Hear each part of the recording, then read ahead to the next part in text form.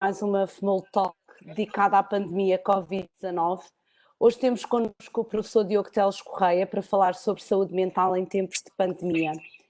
O nosso convidado é professor associado com a agregação da Faculdade de Medicina da Universidade de Lisboa, é psiquiatra e psicoterapeuta, responsável por múltiplas publicações científicas internacionais e por vários livros técnicos que são referência obrigatória nas faculdades de Medicina e de Psicologia por todo o país. Também é autor de vários livros para o público em geral. E hoje vem falar-nos sobre a saúde mental em tempos de pandemia. Agradeço publicamente ao professor Diogo Teles Correia por ter aceito o nosso convite. Muito obrigado. Eu combinei com a doutora Ana Tornada que vamos começar com uma apresentação, uns minutinhos de apresentação que nos introduz o tema e em que vou mostrar também alguns aspectos interessantes históricos e artísticos sobre as pandemias. Como sabemos, a arte está muito associada também à nossa saúde mental e a todos os aspectos psicossociais. Depois iríamos discutir aqui um bocadinho, abríamos a discussão. A doutora Ana Tornada ir-me fazer as perguntas que tinha aí no bolso para mim. Nós discutimos e abrimos a discussão também ao público, não é? Que está perfeitamente livre de participar e é um gosto também fazer disto uma sessão, como estávamos há pouco a falar, uma sessão também um pouco familiar, não é? Sem grandes formalismos, para que todos se sintam familiares e com familiaridade suficiente para se sentirem à vontade para participar na nossa discussão. Então vou começar a minha apresentação. É uma apresentação que pretende servir de ponto de partida para aqui a nossa discussão. Ora, muito bem, ia perguntar se já estão a ver. Estão a ver bem? Sim. Pronto. Então eu começava aqui por uma frase que tem sido aí muito badalada nas nossas redes sociais, que é a frase de António Guterres, o atual secretário-geral das Nações Unidas.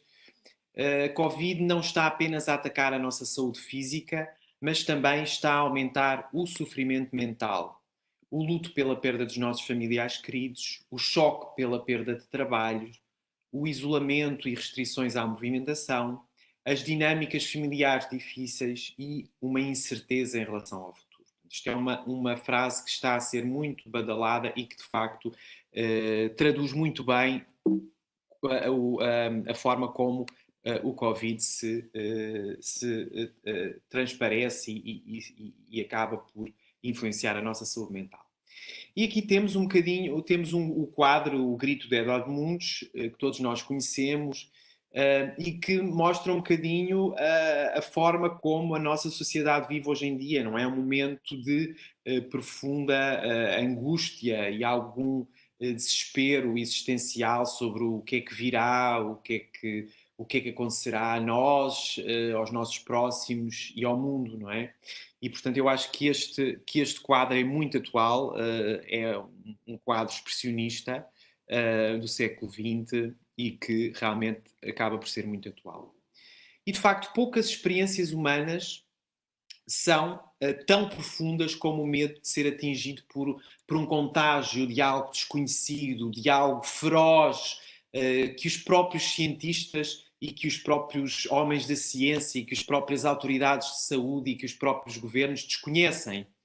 E esta sensação de poder ser atingido por algo desconhecido acaba por ser agravada pelo facto desse contágio poder ser passado por outros humanos como os nossos familiares, os nossos amigos, e pelo facto de nós próprios podemos contagiar quem nós mais amamos. E, portanto, tal constatação acaba por envenenar todas as relações, todo o mundo social, todo o tecido social que rege a nossa humanidade.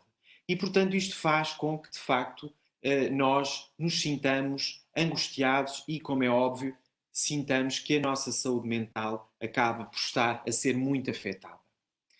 Ora, o termo pandemia ao longo da história associa-se muito a outros termos, como o termo praga e o termo peste. O termo pandemia tem que ver vem do grego e acaba por se relacionar com o prefixo pan, que significa tudo, mais demos, povo. Portanto, é algo que afeta o povo todo. O termo praga vem de ferida, desgraça, e o termo peste, destruição, doença infecciosa, insalubridade. E as questões da pandemia acabam por afetar a nossa sociedade desde há muito tempo. E na própria Bíblia acaba por haver referência a pragas, a determinadas pragas que afetam que afetavam o povo, e este quadro retrata a praga dos filisteus, que é uma praga que afetou a saúde do povo filisteu e que acaba por ser referida na Bíblia. Isto é um quadro muito bonito do século XVII. Na altura do Império Romano, e este quadro é um quadro do século XIX, que se chama A Praga em Roma, na altura do Império Romano, as pragas também assolaram com epidemias o povo romano, e houve uma praga muito conhecida chamada a praga ou a peste dos Antoninos, que no século II, e que afetou o povo romano na altura do imperador Marco Aurélio e acabou por levar à morte do imperador Marco Aurélio e do imperador Lúcio Vero. E neste quadro de Bruegel, o Velho, temos retratada uma das maiores epidemias do mundo, da humanidade, que foi a peste negra, não é? Também chamada a peste bubónica, que afetou no século XVI o povo mundialmente, e que se pensa ter morto cerca de metade da Europa. E, portanto, foi, de facto, um dos acontecimentos-chave da humanidade e que acabou por marcar também a arte. E temos neste quadro maravilhoso, um quadro do século XVI, também retratada aqui a peste negra. No mundo moderno, como nós sabemos, a pandemia mais grave que ocorreu no nosso mundo moderno, já no século XX, em 1918, no fim da Primeira Guerra Mundial, no rescaldo da Primeira Guerra Mundial, foi a gripe espanhola com H1N1, e que acabou por afetar o povo, acabou por afetar a população mundial, a nível mundial, e acabou por levar muita gente consigo.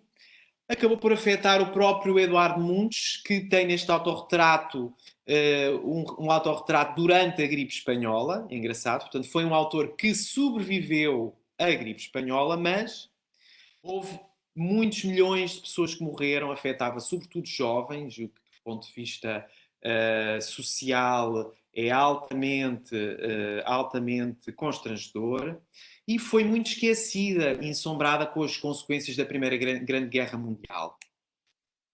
No entanto, houve muita gente que morreu.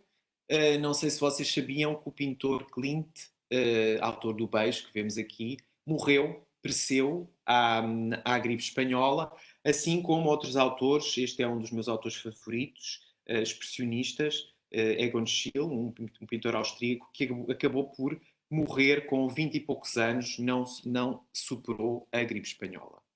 Mais recentemente temos o SARS, a gripe aviária e a gripe suína, todos eles situações muito graves, mas não com a gravidade pandémica que o coronavírus tem neste momento, e houve alguns estudos, não muitos, sobre as consequências psiquiátricas das grandes pandemias.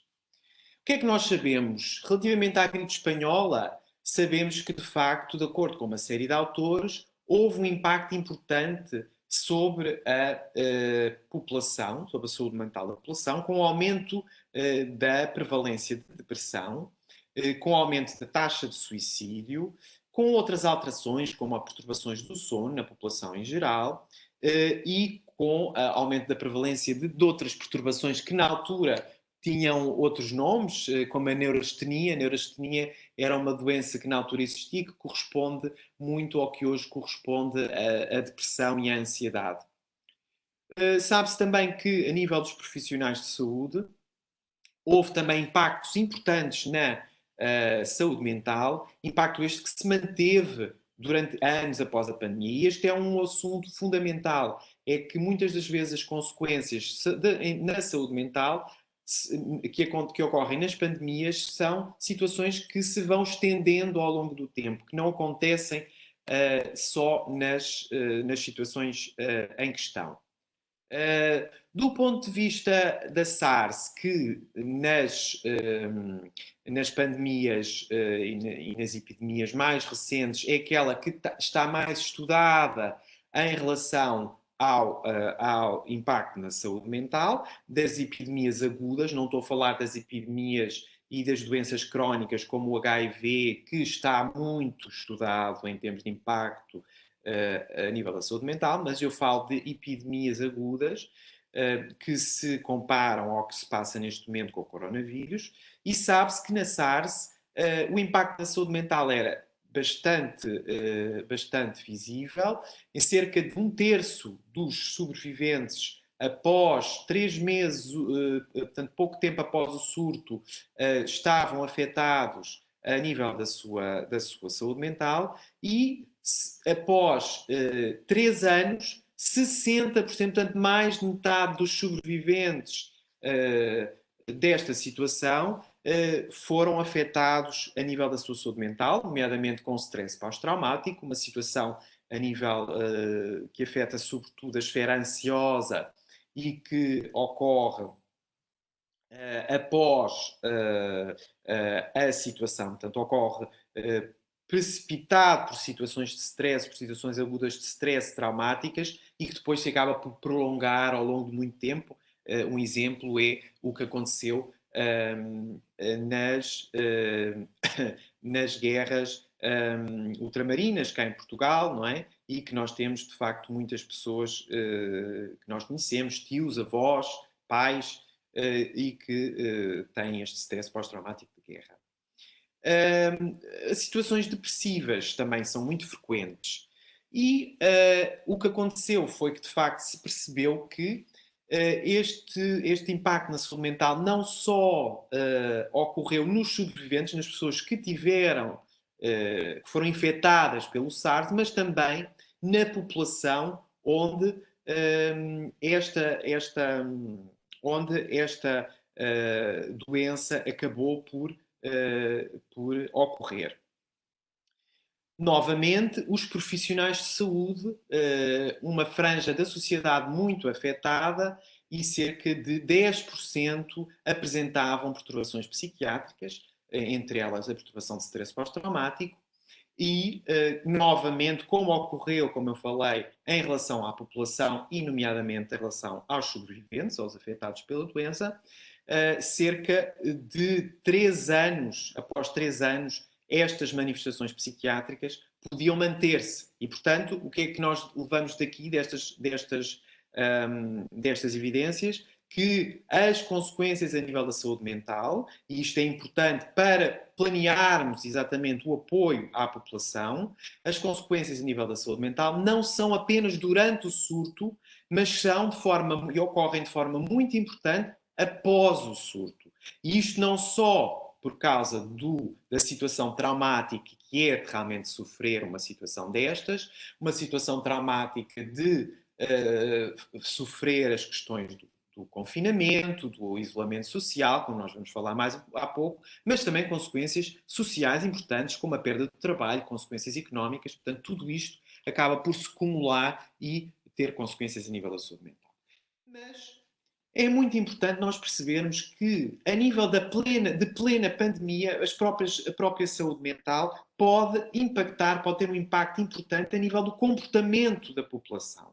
E, portanto, o mal-estar e a perturbação mental na população pode acabar por ter implicações importantes na adesão às medidas que as autoridades acabam por impor, nomeadamente as medidas de restrição social. E, portanto, A população que está mais afetada, que fica mais afetada por situações de ansiedade e situações de depressão, acaba por poder aderir menos, o que faz com que o problema possa aumentar, portanto, adere menos às situações definidas pelas autoridades.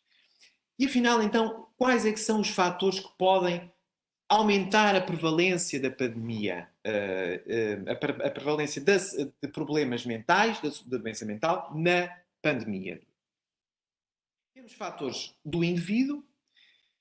Sabe-se que indivíduos com perturbações psiquiátricas prévias, que já tenham situações psiquiátricas crónicas e antigas, anteriormente à situação da pandemia, podem ver um aumento, um agravamento da sua situação psiquiátrica, não só pela situação traumática que que representa a situação, mas por consequências que nós vemos a nível da saúde em geral, mas de uma forma muito especial a nível da saúde mental, e nós vemos que existe, de facto, uma interrupção no seguimento de muitos pacientes. Muitos pacientes queixam-se da própria falta de medicação, que acaba por não ser priorizada relativamente à situação aguda que é a situação do Covid.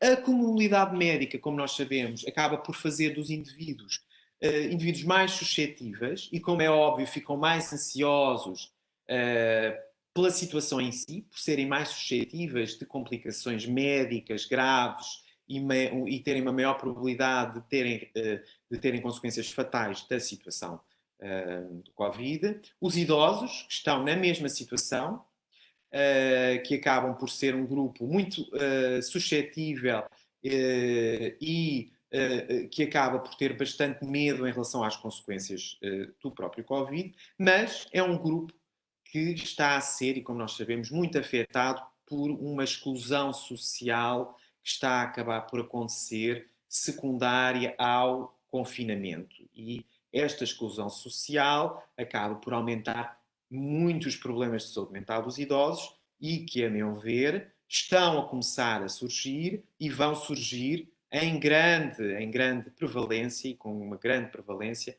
após esta pandemia. Claro que a infecção no próprio, a infecção de familiares, o impacto da doença, o estigma por parte dos outros que nós vemos, vizinhos que têm situações, que têm pessoas com Covid no próprio prédio que acabam por estigmatizar as pessoas, portanto, enfim, a infecção no próprio indivíduo acaba por não só a própria situação de doença, o trauma da doença e o trauma da incerteza das consequências da doença, mas também se está a observar um certo estigma por parte dos outros em relação às pessoas que são infectadas. Mas os fatores não são apenas no indivíduo, são no ambiente social que existe ao lado do indivíduo e em torno do indivíduo. A desinformação, as informações contraditórias veiculadas pelos órgãos de comunicação social e por entidades oficiais. Nós vemos constantemente que no nosso país, mas muito mais fora até do nosso país, em países vizinhos, em países de outros continentes, em que os órgãos de comunicação social dizem uma coisa, as entidades oficiais governamentais dizem uma coisa, as entidades de saúde pública dizem outra coisa. Tudo isto aumenta uma sensação de descontrolo que aumenta, como é óbvio, a sensação de ansiedade na própria população. Os problemas financeiros que estão a acontecer, os problemas laborais que estão a acontecer e que vão acontecer ainda com mais prevalência e com mais gravidade. Os problemas da dinâmica familiar que ocorrem com as famílias que acabam por estar restritas a espaços muitas vezes muito pequenos e que vêm ao de cima nestas fases. Os problemas de luto ou falta dele, não é? Falta de conseguir fazer o luto. A falta de conseguir sepultar, dizia no outro dia Tolentino Mendonça, a falta de conseguir sepultar os nossos mortos. As pessoas não estão a conseguir sepultar os mortos, acabam por ter dificuldades, como é óbvio, de fazer o luto dos mortos. E, como é óbvio, a imposição do confinamento. E aqui surge realmente o confinamento e o método, se o método e a forma do distanciamento social são questões de saúde pública, têm que ser avaliados com critérios de saúde pública e esta especialidade deve ser a especialidade que é chamada a avaliar os critérios que têm que ser tidos em conta, mas uma vez que estas medidas têm consequências a nível da saúde mental, é fundamental que se formulem estratégias para avaliar precocemente as consequências a nível de saúde mental e estratégias para prevenir estas consequências e para minorizar estas consequências. Ou seja, se a saúde mental e os profissionais de saúde mental não são os profissionais que são chamados a definir os critérios que têm que ser definidos para se imporem medidas de distanciamento social, são e devem ser chamados para avaliar as consequências que este distanciamento social pode ter a nível da saúde mental e avaliar as estratégias que se devem definir para minorar estas consequências. E a imposição do confinamento imposto e prolongado é uma situação nova no mundo ocidental, não é uma situação antiga.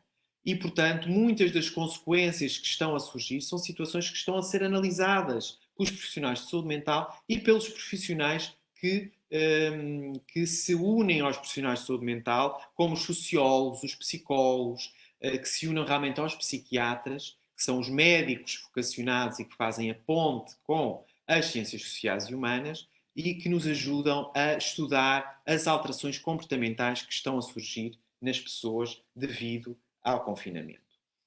De facto, o distanciamento físico e simbólico dos familiares e amigos não é só um distanciamento físico.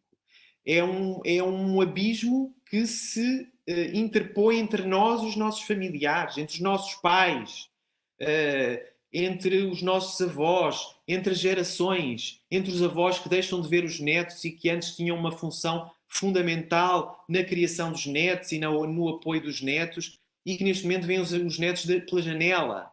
Não é só um distanciamento físico, é um distanciamento simbólico. A solidão. Nós há pouco falávamos das questões familiares que surgem nas famílias que estão restritas a um espaço pequeno, mas não falamos muitas vezes das pessoas que estão sozinhas em casa. Há pessoas que estão a fazer, que fizeram o confinamento sozinhas em casa e que estão a fazer ainda o confinamento em casa. Estão sozinhos, não têm família, não têm ninguém. Não têm filhos, não têm tios, não têm marido, não têm mulher, estão sozinhos. Eu vejo isso muitas vezes nos meus pacientes. Eu vejo alguns pacientes com quem tenho consultas agora por videochamada e que estão sozinhos em casa. Portanto, vocês estão a ver o que é 2 meses sem ninguém, não é? Portanto, é muito complicado 2 meses sem ter um abraço, sem ter uma presença física. É muito complicado. E nós estamos a ver estas consequências e vamos vê-las em breve. Tanto como eu falei há pouco, as famílias obrigadas a trabalhar em casa, ajudar os filhos, trabalhar, fazer teletrabalho, ao mesmo tempo ajudar os filhos em telescola.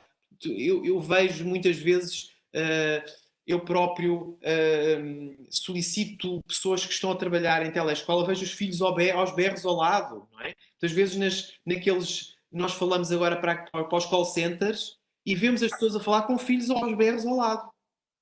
Já me aconteceu muitas vezes. Eu acabo por falar com a pessoa, olha, vejo que está em teletrabalho, está a ser complicado, está a ser difícil, e às vezes acabamos por falar com as pessoas e elas acabam por desabafar que está a ser bastante difícil. O adiamento dos nossos planos. Ainda ontem falei com um paciente meu que teve que adiar o casamento. Tudo planeado, o casamento com 1 ano de planeamento, com os convidados, com um projeto familiar pessoal importante e está a adiar o seu projeto. Ansiedade em adoecer, ansiedade em nós adoecermos, os nossos familiares adoecerem. E se o meu pai adoecer, e se o meu avô adoecer, como é que vai ser?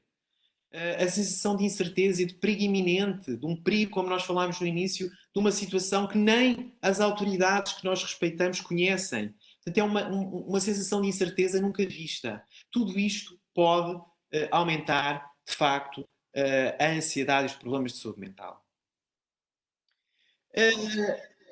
Como é óbvio que os riscos de confinamento aumentam se o próprio for infectado ou se os seus familiares forem infectados.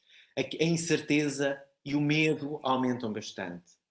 Também é mais grave se houver períodos indefinidos, se o confinamento, se imaginem se o estado de emergência se prolongasse durante muito mais tempo, se o confinamento se prolongasse de uma forma indefinida, se, como acontece em outros países, existem estados com confinamento, existem outros estados que não têm confinamento, existem regiões com confinamento, outras regiões não, com medidas, com indicações diferentes.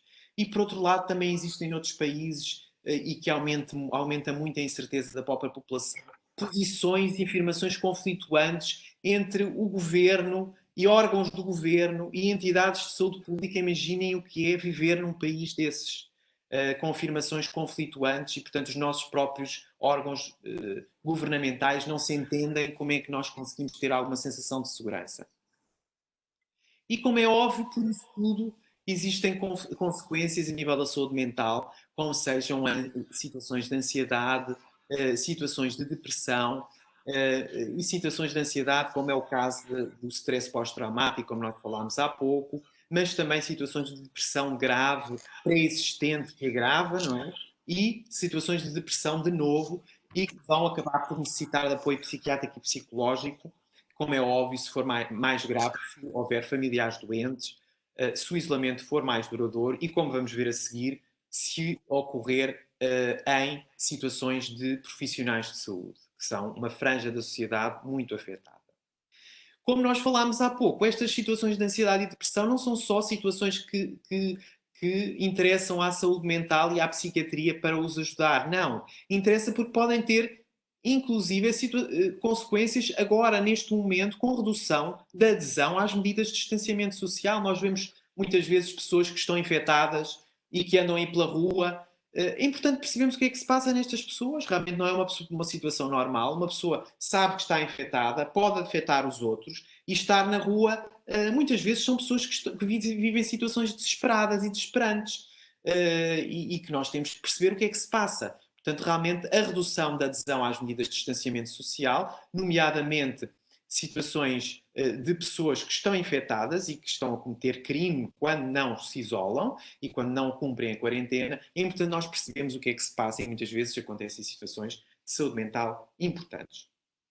Como nós falamos há pouco, existe uma situação grave nos profissionais de saúde que é e que não pode deixar de ser a franja da população em termos dos trabalhadores que vai sofrer, que está a sofrer e que vai sofrer mais graves a nível da sua saúde mental. Não podemos olhar para os profissionais de saúde apenas como os mártires que estão a ajudar a população, mas como os mártires, sim, que estão a ser vítimas de uma situação muito complicada para a sua saúde mental, sobretudo os profissionais de saúde que estão na linha da frente e cuja sua saúde mental está a ser afetada não só pelo risco mantido e contínuo de exposição, que com a separação dos seus familiares e entes queridos, muitos deles estão separados, e nós não podemos afastar-nos desta realidade, estão separados há meses dos seus familiares, o excesso de trabalho, os turnos, os trabalhos noturnos, que nesta fase estão a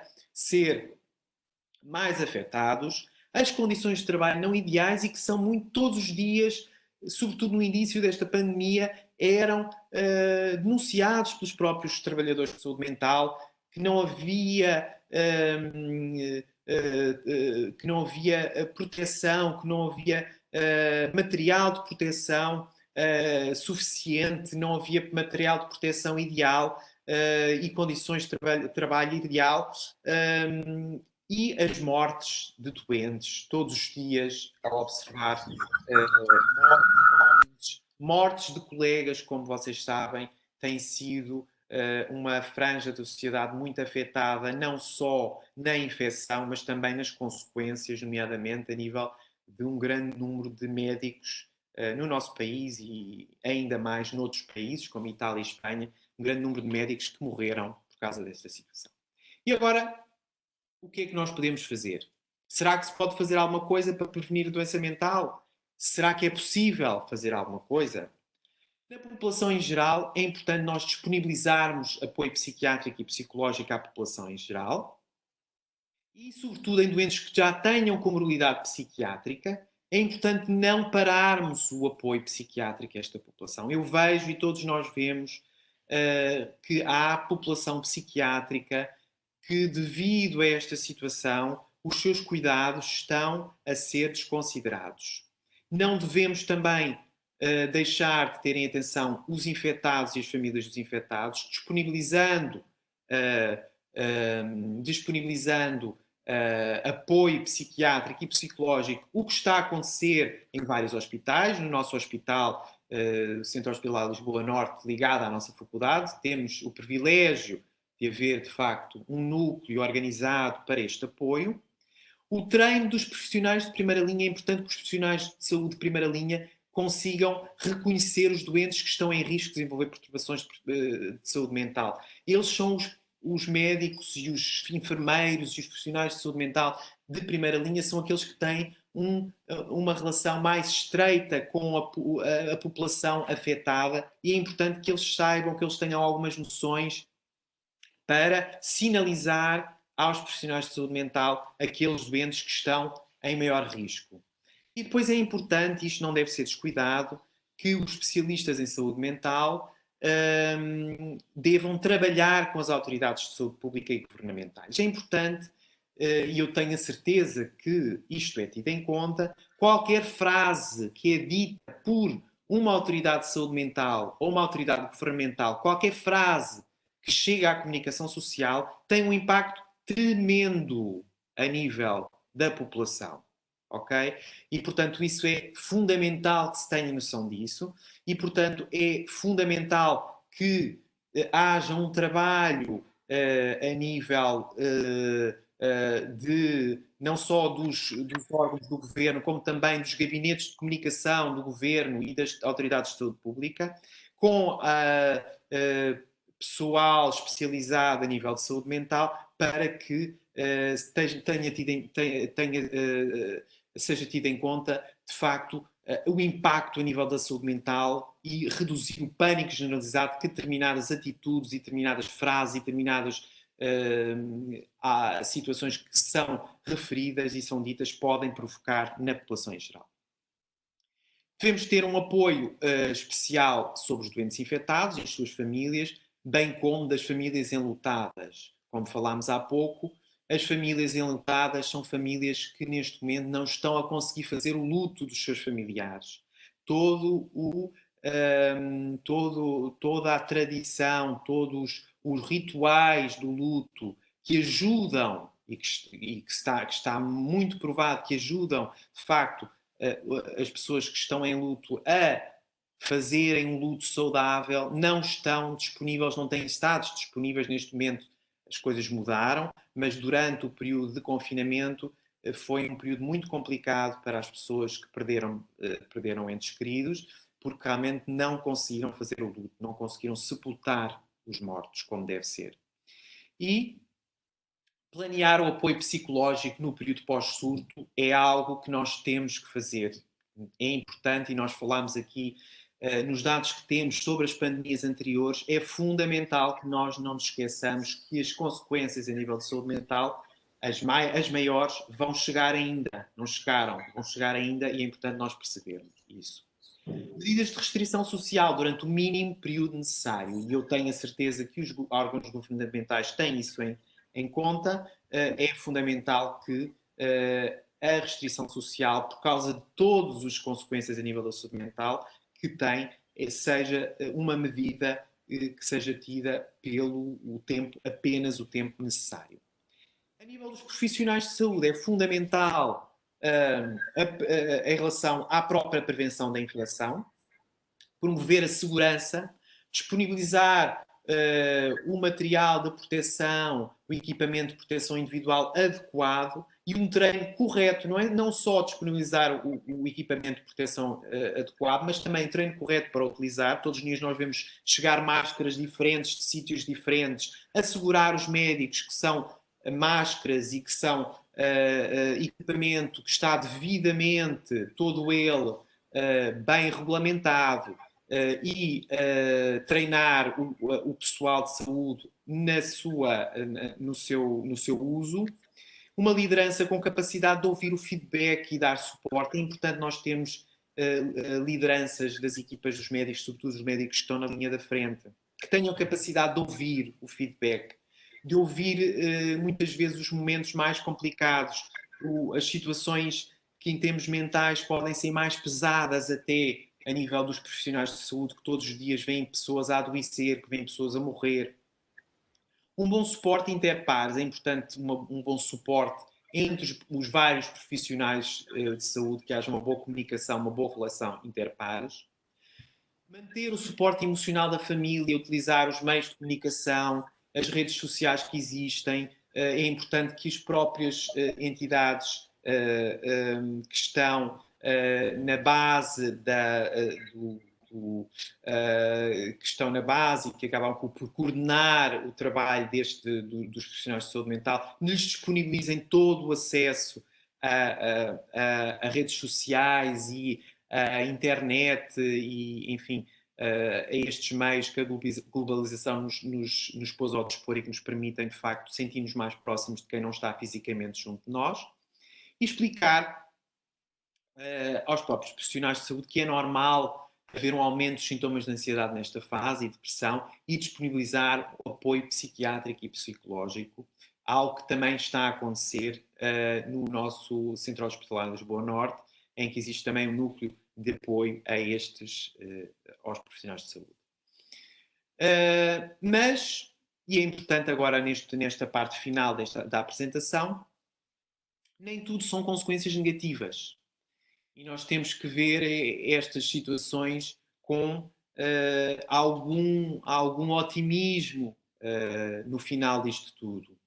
E realmente um estudo feito em Hong Kong após o surto de SARS revelou que 60% dos participantes que passaram pela pandemia disseram que se passaram a preocupar mais com os seus familiares. E quase metade, de facto, também se sentiam mais apoiados por eles. Portanto, houve uma aproximação entre os familiares, normalmente uma aproximação intergeracional.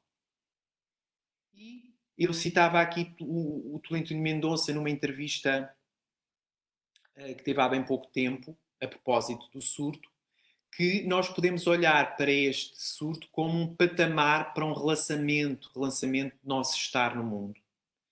Podemos olhar para este surto como um ponto de início de alguma coisa nova. E Harari, também numa entrevista, o filósofo conhecido e autor de uma série de best-sellers, também numa entrevista recente, dizia que os historiadores do futuro vão ver esta situação como um ponto de viragem do século XXI. Mas a direção deste ponto de viragem será ditada pelas nossas decisões, pelas nossas atitudes, pelas decisões de cada um de nós, não só pelas decisões das entidades governamentais e de quem governa e de quem coordena, mas das decisões de cada um de nós. E é importante que nós utilizemos esta fase para refletirmos um pouco e para nos reinventarmos a relação connosco próprios, como é que nós nos relacionamos connosco próprios, com as nossas prioridades, com a nossa profissão, com a nossa vida privada, com o outro, a nossa família, os nossos pais, os nossos filhos, as gerações que estão acima de nós e abaixo de nós, com os nossos pares, com os nossos colegas de trabalho, com os nossos amigos e com o mundo em geral. Com o mundo humano, mas com o mundo natural, com a natureza. Não é? E é algo que tem sido muito refletido nos últimos tempos. E aqui, neste quadro, em que temos um homem refletindo sobre o mar, o quadro chama-se mesmo isso, refletindo sobre o mar, que é um autorretrato do século XIX, e que temos de facto uma atitude que nós podemos ter nesta fase de reflexão, nós posicionados sobre o mundo e refletirmos um bocadinho da nossa relação connosco próprios, da nossa relação com os outros e da nossa relação com o mundo. E, de facto, os profissionais de saúde têm sido um exemplo de dádiva em relação ao outro e têm sido um bocadinho um exemplo de qual a direção certa das nossas prioridades, qual a direção certa do caminho a seguir, de dádiva em relação ao outro. No fundo, um sentimento de aproximação mais do que de separação do outro. E, de facto, é fundamental nós reavaliarmos os nossos valores e aproveitarmos este travar na incessante aceleração da humanidade, que, no fundo, nós todos os dias nos queixávamos que a nossa vida era uma aceleração, que não tínhamos tempo para parar. E é importante nós aproveitarmos este travar na aceleração da humanidade para recalibrarmos as nossas prioridades. Quais é que são as nossas prioridades? O que é mais importante para mim, para a minha vida, para o tempo que eu estou aqui na Terra? O que é mais importante para mim? E terminava com este quadro que se chama O Semeador e o Pôr do Sol, como todos imaginam, um quadro de Van Gogh, e que nos mostra muito a relação do homem com a natureza e que é algo que tem sido, e com a ecologia, e que é algo que tem sido muito falado nos últimos tempos e que provavelmente vai ter um impacto esta nossa época vai ter um impacto importante também na relação que o homem tem não só consigo próprio e com os outros, mas também com a natureza. E, de facto, aproveitando aqui o título do Semeador e o Pôr do Sol, aproveitava este título para dizer que era algo muito bom, era algo muito positivo, que o homem pudesse aproveitar para semear bons frutos, não é? Boas sementes, para depois colher bons frutos no fim desta tempestade. E eu acho que é algo que nós podemos levar de positivo para o futuro, se conseguimos agora realmente semear boas sementes para no futuro podermos colher bons frutos e podemos usufruir deles de uma forma diferente que não o fazíamos até agora, até este travar na nossa vida. E eu terminava aqui a apresentação, se calhar stop sharing. Obrigada, professora. Para um bocadinho um comentário desta apresentação, um mote para nós falarmos um bocadinho. Obrigada, professor, pela excelente talk que nos proporcionou.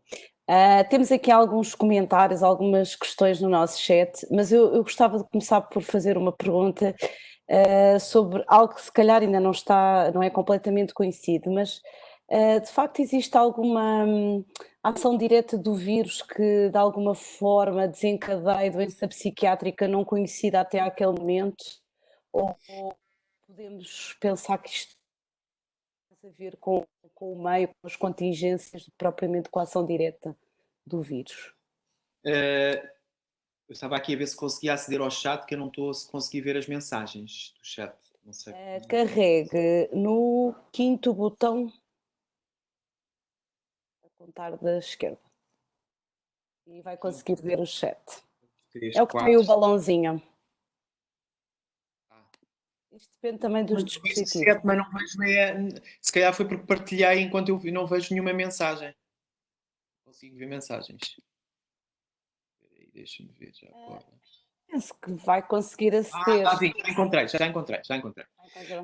Em relação a esse ponto, toca num ponto importante que de facto é as causas orgânicas da doença mental. Portanto, a doença mental tem causas orgânicas, tem dois grandes fatores, não é? Como toda a doença em geral, nós temos as variáveis orgânicas, biológicas, não é? E temos as variáveis psicossociais, ok? Na doença mental, nós temos variáveis biológicas e temos variáveis psicossociais. Neste momento, e a minha apresentação, nós falámos muito sobre as variáveis psicossociais. O que é que, do ponto de vista de sociedade, o que é que isto vai ter de impacto na nossa saúde mental? E o que é que no fundo, a história nos ensinou sobre isto. Em termos do comportamento humano, o que é que a história nos ensinou.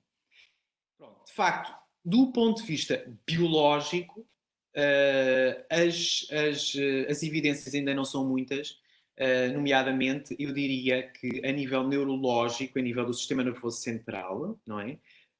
Nós sabemos que tem havido, sobretudo nos últimos tempos, têm surgido algumas situações de envolvimento do sistema nervoso central e, portanto, eu diria que essas situações com envolvimento do sistema nervoso central, muitas delas provavelmente poderão ter consequências a nível da saúde mental. Agora, eu diria que, sem sombra de dúvida, as variáveis psicossociais, o impacto a nível da vida de cada um, o impacto psicológico de todo este momento, de toda esta fase de incerteza, de ansiedade, de angústia, poderá ter sobre as nossas vidas, vai, sem dúvida, ser uma variável muito mais pesada a nível do aparecimento, do surgimento de doenças mentais. Portanto, o que nos leva, de facto, a refletir sobre a importância que as questões sociais, as questões psicológicas, as questões sociais, as questões muitas vezes até históricas podem ter sobre a saúde mental das pessoas e o importante que é nós termos pessoas, até na nossa investigação, não é? A nível da saúde mental, nós temos pessoas que tenham formação, não só do ponto de vista das neurociências, mas pessoas que tenham formação a nível do estudo do comportamento humano e que são pessoas com formação não só em medicina, mas também em psicologia, em sociologia, em filosofia. Okay? E, portanto, acaba por ser fundamental nós termos estas situações. Agora, do ponto de vista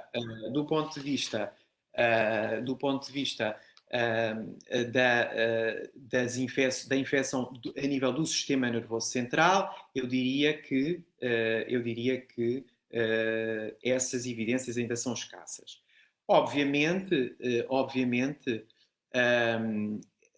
que a infecção, do ponto de vista, eu tenho aqui uma colega, Emília Valadas, a falar dos doentes crónicos. De facto, os doentes crónicos, e aqui falando também da doença médica de base, os doentes crónicos, eles próprios, doentes médicos, muitas vezes já com prevalência de doença cardíaca, de doença cerebrovascular, de uma série de doenças, esses próprios poderão ser afetados não só por alguma falta de acompanhamento que poderão ter nesta fase, enfim, que escapa um bocadinho aqui às nossas questões da psiquiatria, mas também pelas questões que a própria saúde mental, como nós sabemos, através do modelo biopsicossocial, as questões psicológicas, o nosso estado de ansiedade, o nosso estado depressivo, acaba por poder influenciar de uma forma deletéria a evolução das próprias situações médicas de base. E, portanto, eu diria que uma pessoa com uma perturbação médica base crónica, nomeadamente uma situação cardiovascular, poderá, devido às consequências psiquiátricas que esta situação está e estará e vai ter ainda, poderá ter um agravamento da situação médica de base também, pela influência que os fatores psicológicos podem ter. Há pouco o professor falava aqui sobre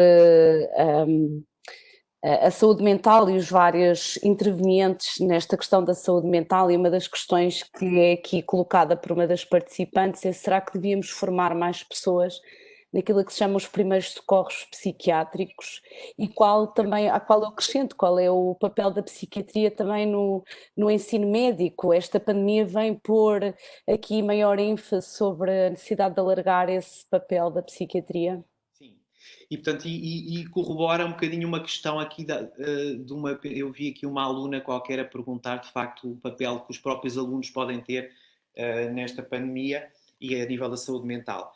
Eu acho que, mais uma vez, as consequências psiquiátricas, as consequências a nível da saúde mental, que neste momento estão a ser faladas em todo o lado, não é? Portanto, eu comecei por uma frase do secretário-geral das Nações Unidas, portanto, é algo que está a ser falado em todo o lado, pela OMS, portanto, é algo que não está a escapar de forma nenhuma, nos chama a atenção para a importância que a psiquiatria e que a saúde mental têm a nível da formação dos médicos, da formação pós-graduada, e começamos por aí, e depois terminaríamos com a formação pré-graduada. Na formação pós-graduada, como disse, de haver uns primeiros socorros dos próprios médicos, nomeadamente daqueles que estão na linha da frente, acho fundamental, como falámos há pouco, sobretudo os médicos que estão na linha da frente, saberem sinalizar os doentes que estão em risco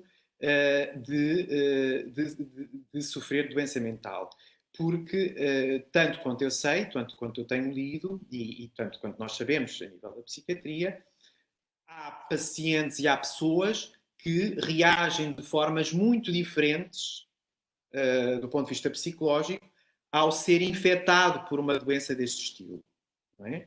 Há pessoas que reagem de uma forma heroica e acabam por conseguir estoicamente atravessar o percurso da doença de uma forma que cumprem todos os requisitos, acabam por superar e por ser que nós chamamos de um doente exemplar. E há aqueles que acabam por mostrar logo sinais de que não estão a conseguir superar do ponto de vista psicológico o impacto. E nós temos casos, e eu sei isto de primeira de fonte, isto é um caso real, de pessoas que têm ataques de pânico, crises de pânico em plena enfermaria de pessoas Covid positivo e que têm crises de pânico e há casos que têm que ser feita telechamada, inclusive, com profissionais de saúde mental para que sejam tratados e, portanto, como nós imaginamos, tudo isto pode até, inclusive, piorar, agravar não só o estado de saúde, como implicar nos próprios cuidados de saúde que estes doentes podem ter, não é? Portanto, eu diria que é fundamental haver alguma formação e alguns guidelines básicos que são disponibilizados aos médicos de primeira linha.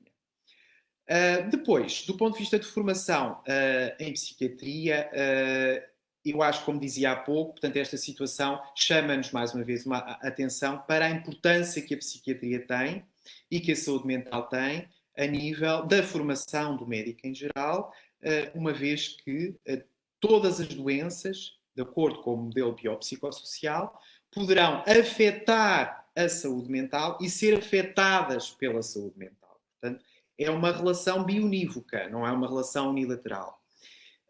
E, portanto, é fundamental nós, independentemente, e é isso que eu digo aos meus alunos, independentemente de qual a especialidade nós vamos escolher, ter noções de psiquiatria e saber o que é a psiquiatria, o que é a doença mental e que tem algumas características diferentes das doenças em geral, nomeadamente aquilo que nós falávamos há pouco, de ter um impacto muito pesado das variáveis psicossociais e que são estudadas por ciências que não são muitas vezes do conhecimento do médico em geral, como as ciências sociais humanas, não é? A história, a filosofia, a sociologia, a psicologia, e é o psiquiatra, que é o médico, que faz a ponte entre as neurociências e as ciências sociais e humanas, e, portanto, é o psiquiatra que pode trazer conhecimentos destas áreas que são fundamentais ao conhecimento do comportamento humano e que pode trazer alguns conhecimentos destas áreas ao aluno de medicina. E, portanto, tem sido isso que tem acontecido, porque a psiquiatria no nosso curso de medicina tem tido um trabalho muito forte. Nós temos um trabalho desde o primeiro ano até o sexto ano. Nós temos um trabalho desde o primeiro ano com a introdução à medicina, com as técnicas de comunicação. No segundo ano temos a psicologia médica, depois temos a introdução à saúde mental, psiquiatria, o estágio em saúde mental. Nós temos sempre um acompanhamento muito importante temos tido, do meu ponto de vista, a nossa faculdade, a Faculdade de Medicina da Universidade de Lisboa, tem tido um acompanhamento dos alunos de medicina, a meu ver, pródigo e exemplar, e eu acho que nós temos formado os nossos médicos bastante bem a nível da psiquiatria. Neste momento, isto foi acabado, esta importância da psiquiatria na formação do médico foi plasmada na questão do exame da especialidade. Portanto, 10% de todo o exame da especialidade são feitos correspondentes a perguntas de psiquiatria, de saúde mental, 10% de todo o exame, portanto, que é um peso bastante importante, e, portanto, eu acho que é global a importância, eu acho que já não há grandes dúvidas, a qualquer nível, quer a nível dos órgãos governamentais, dos órgãos de saúde pública e das próprias universidades, da importância que a psiquiatria e a saúde mental têm, de facto, na formação do aluno, do ponto de vista do aluno médico, não é? Do ponto de vista da formação pré-graduada, mas também do médico em formação pós-graduada. E agora, passando um bocadinho mais para aquilo que se passa com a população em geral, temos aqui uma participante que gostaria que falasse sobre o que é que podemos fazer no nosso dia-a-dia para passarmos o melhor possível com esta pandemia. Que hábitos saudáveis é que devemos incluir nas nossas vidas e como é que devemos também lidar com as crianças? Muito bem. Eu começava por dizer que há pequenos hábitos e que os profissionais de saúde mental têm advertido, porque um dos tratamentos a nível de psiquiatria, nós temos o tratamento farmacológico e temos o tratamento psicoterapêutico, não é? Uma das linhas psicoterapêuticas é a psicoterapia comportamental, em que nós tentamos modificar um bocadinho os comportamentos e os hábitos, não é? E a este nível e nesta fase tem sido muito aconselhado determinadas técnicas que são simples, nomeadamente a restrição daquilo que as pessoas veem do ponto de vista de órgãos de comunicação social, restringir ao máximo, ver o essencial, portanto, restringir ao máximo aquilo que se vê na televisão. Portanto, eu diria que selecionar meia hora por dia para ir à internet selecionar a informação que quer. Nós abrimos um noticiário, nós vemos aquilo que queremos e aquilo que não queremos, não é? Um noticiário de um canal diz uma coisa, um noticiário de outro canal diz outra, e, portanto, isto tudo aumenta a incerteza. Isto não é favorável à nossa saúde mental. Portanto, restringir ao máximo aquilo que nós vemos na comunicação social. Depois, atividade física regular, ok? Portanto, tentar ter atividade física regular, de uma forma mais regular possível.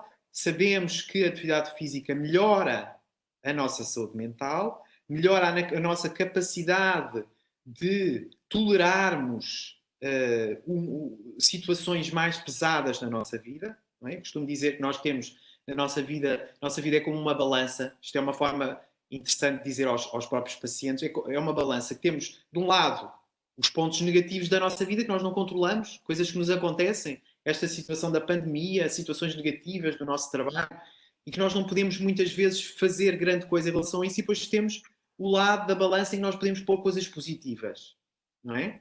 E as coisas positivas nós podemos tentar encher ao máximo possível. Encher com atividade física, com atividades prazerosas. Portanto, nós fazermos alguma atividade que nos dê prazer.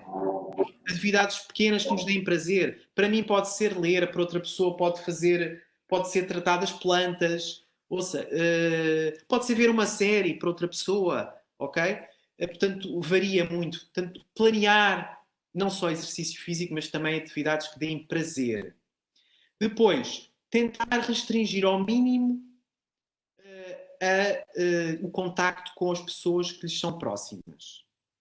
Se estão impedidos de ter contacto presencial com os familiares, nomeadamente com as gerações mais acima ou com as gerações mais abaixo, utilizar a internet, utilizar aquilo que a globalização nos deu, aquilo que nos permite, através das redes sociais, manter contacto, utilizar esses meios para ter contacto regular, diário, nem que seja por internet, com os programas que existem para o efeito, com as pessoas que nos são próximas. Okay? Portanto, como dizia o Daniel Sampaio no outro dia, o professor jubilado da nossa clínica universitária, lá por nós termos que manter um distanciamento físico não significa que forcemos um distanciamento social. Portanto, tentar manter a proximidade social através dos meios que nós temos, neste caso, se não tivermos outros, pela internet. Depois, relativamente às crianças, tem sido dito desde o início que não é fácil. Portanto, eu tenho aqui sublinhado que temos aqui duas situações complicadas. As pessoas que estão sós, e eu volto a sublinhar que as pessoas que estão sozinhas não são situações que nos devem preocupar menos do que as pessoas que estão com famílias conflituais, que é também uma situação que nos deve preocupar. Mas as pessoas que estão sós e que eu, do meu ponto de vista, não tenho ouvido falar muito delas, eu aqui sublinho que devem ser faladas. Há muita gente que está só e nós devemos focar muito também nessas pessoas. Além das pessoas que estão sós e que devem ser e que devemos pensar nelas, todos nós temos um tio, nem que seja um primo afastado, um vizinho que é uma pessoa mais idosa e que está só e que podemos mandar uma mensagem. Tenho visto, às vezes, em alguns prédios, dizer que estamos disponíveis para lhes fazer compras ou para falar. Não é só não devemos estar disponíveis para fazer só compras. Nós devemos estar disponíveis para falar com as pessoas, para fazer um telefonema, para falar da janela, uma frase diária ou falar com as pessoas pode fazer a diferença. Relativamente às crianças, não tem sido fácil para os pais a telescola. Muitas vezes o teletrabalho com a telescola não tem sido fácil. E eu diria que é importante os pais revezarem-se em termos de teletrabalho para tratarem dos filhos. E é muito importante, pelo menos uma vez por semana, saiam com os seus filhos, com os vossos filhos. Saiam de casa. Okay? Saiam de casa. Portanto, está previsto poder haver saídas de casa com os filhos. Não é crime, desde que cumpram as medidas que estão previstas e, portanto, saem de casa, levem-nos para um sítio com natureza, deixem-nos berrar e saltar à vontade, gastar as energias e eu diria que uma ou duas vezes por semana façam isso. É uma das coisas que nós temos sugerido às pessoas. Se sentirem mal, se sentirem ansiedade, se sentirem em baixo, falem com alguém, falem com o vosso médico de família, que estão em teleconsulta, muitos deles, e tentem recorrer através deste método ou outro método qualquer que vocês possam ter de uma forma mais fácil. Tentem recorrer a um profissional de saúde mental para que evitem, de facto, que possam surgir problemas mais graves de saúde mental. Ok, muito obrigada. Temos mais uma pergunta, pelo menos, que se prende com como lidar com as pessoas que têm exatamente o comportamento oposto. Têm muito medo, têm um comportamento compulsivo exagerado, o receio da higiene, do contacto social. Como vamos lidar com estas pessoas? Eu trazia aqui um bocadinho de humor. Vocês sabem o que é a doença obsessiva compulsiva, a perturbação obsessiva compulsiva. Os doentes com perturbação obsessiva compulsiva são doentes que as obsessões, que é muitas vezes têm obsessões e têm compulsões. A obsessão mais típica é o medo da sujidade, o medo irracional, não é? Que têm medo, que estão sempre a ser que estão sujos, que estão sempre a ser contaminados, então estão sempre a lavar as mãos. E no outro dia um doente dizia-me assim: doutor, eu tinha razão, já viu? Pois. Todos agora parecemos doentes obsessivos compulsivos. E, portanto, eu diria que no outro dia eu li um artigo que nós vamos ter uma hecatombe de doentes obsessivos compulsivos no fim desta pandemia. Porque isto são comportamentos que se automatizam, atenção. Exato. E, portanto, se nós hoje nos é aconselhado lavar as mãos 50 vezes por dia e desinfetar, e andarmos sempre com desinfetante na mão, e quando virmos uma pessoa na rua nos afastarmos 2 metros, daqui a um ano, se Deus quiser, isso será considerado já um comportamento não muito aconselhável, pelo contrário, não é? E, portanto, eu diria que há determinadas perturbações mentais que vão, de facto, surgir, aumentar muito a prevalência. Portanto, a perturbação obsessivo-compulsiva, que neste momento é uma doença com uma prevalência relativamente baixa, cerca de 3%, à volta disso, 1 a 3%, provavelmente vai aumentar muito a sua prevalência. O que é que eu diria? Neste momento não é fácil. O que é que nós dizemos, por exemplo, a um doente obsessivo? Não é fácil. O que é que eu diria? Comprar as regras estritamente necessárias, mas não é fácil eu dizer-lhe. Quando ele me disse, doutor, eu não tinha razão, o que é que eu digo? Estão a perceber o que eu quero dizer? Agora, eu diria, como é óbvio, que nós temos que cumprir aquilo que é estritamente necessário, não devemos exagerar. E, portanto, eu diria que se tivermos que sair, saímos. Utilizamos a máscara em sítios fechados, mas saímos. A partir do momento em que é possível sair, eu acho que é bom sair. E, portanto, nós devemos ter momentos da nossa semana em que saímos. Eu aos meus pacientes digo para eles terem momentos regulares de saída. Um passeio, pelo menos, não só é atividade física, como é um momento que é positivo para a saúde mental. Um momento, por exemplo, com a natureza. Há uma série de estudos que dizem que os momentos passados com a natureza que são positivos para a saúde mental, existem estudos no Japão que é o banhos de floresta, não é? Existem estudos científicos feitos empiricamente com grupos de estudo, com grupos de controlo, em que de facto se vê que de facto os doentes que se submetem a passeios na natureza controlados e regulados durante um período que melhoram a sua qualidade de vida mental. Portanto, eu diria que para estas pessoas que estão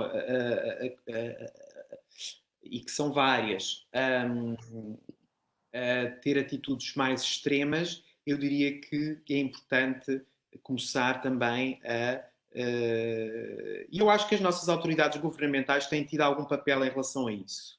Acho que já se vê, por exemplo, o primeiro-ministro ir a um restaurante. Estou a compreender? Eu acho que é um passo importante para que as outras pessoas em casa venham, olha, o primeiro-ministro foi a um restaurante porque eu se calhar já posso sair de casa. Estão a compreender? A importância que é qualquer atitude que um órgão governamental tenha. E, portanto, eu acho que é importante nós termos em consideração estritamente aquilo que nos é informado pelas autoridades de saúde pública, pelas autoridades governamentais e não ceder. Portanto, porque isto é tudo calculado. Aquilo que nos é informado pelas autoridades de saúde, se nós temos que utilizar máscara em sítios fechados, se nós podemos na rua fazer exercício físico a não sei quantos metros, isto são tudo informações baseadas em estudos científicos. E nós devemos regular-nos pelas autoridades de saúde que por si só se baseiam em estudos científicos. E, portanto, nós devemos regular por isso e não entrar num extremo que muitas vezes é alimentado pela tal comunicação social que é consumida de uma forma excessiva. E, portanto, eu diria que para isso e para essas pessoas que exageram também o facto de controlarem muito a comunicação social a que essas pessoas têm acesso também provavelmente vai ajudar muito nesse sentido. Ok, muito obrigada, professor. Penso que vamos ficar por aqui, a conversa já vai longa, passámos da nossa hora estimada. Agradeço-lhe por ter aceito o nosso convite, foi uma excelente talk. Temos aqui alguns agradecimentos também no chat que pode ver. Obrigado a si, a doutora Ana, obrigado à organização e foi um orgulho estar aqui. Muito obrigado aos participantes. Obrigada. Aproveito também para informar que o vídeo desta nossa talk vai ficar disponível no canal de YouTube da faculdade, que pode aceder-se através do site, e convidá-los a estarem presentes na próxima sessão, que será dedicada ao papel das escolas médicas na pandemia. Vamos falar sobre os desafios e oportunidades com o professor Fausto Pinto. Obrigada a todos. Obrigado, Ana. Obrigada.